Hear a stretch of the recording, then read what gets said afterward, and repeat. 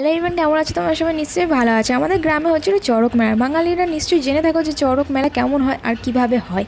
তো আমি, আমার হাজব্যান্ড, আমার ছেলে চলে আসছিলাম মেলা দেখতে। তো আমরা মেলার ভেতরে ঢুকবো না, কারণ কি আমাদের দুজনের পক্স উঠেছিল, তার জন্য আমরা মেলার ভেতরে ঢুকবো না। আর আমাদের এই গ্রামের মানে একটা নীতি আছে যে যখনই কোনো অনুষ্ঠান হবে, যে কোনো অনুষ্ঠান হোক না কেন, ঝড় বৃষ্টি নিশ্চিত হবেই। তো যাই হোক, আমি, আমার ছেলে যে দাঁড়িয়ে রয়েছে, আমার হাজব্যান্ড ওইদিকে গাড়ি রাখতে গেছে। আমার ছেলের মুখে এখনও রয়েছে, আমার মুখে একটু হালকা হালকা উঠে গেছে দাগগুলো, ফক্সের দাগগুলো। তো আমরা ভেতরে ঢুকিনি, কারণ কি ভেতরে অচুষ টচুষ ছোঁয়া যায় না বলে, তার জন্য আমরা বাইরে থেকে দেখছিলাম আর তোমাদেরকেও বেশি কিছু দেখাতে পারিনি। তো যাই হোক, আমাদের চড়ক ফার্স্ট ঘোরা, আমার দুটো দেওর ঘুরছিল, ওই যে ঘোরাচ্ছে। আর প্রচুর ভিড় হয়েছিল, কেন কি সব জায়গায় যখন চড়ক শেষ হয়ে যায় তারপরে আমাদের এই গ্রামেই চড়ক হয়। এই গ্রামের নীতি এটা।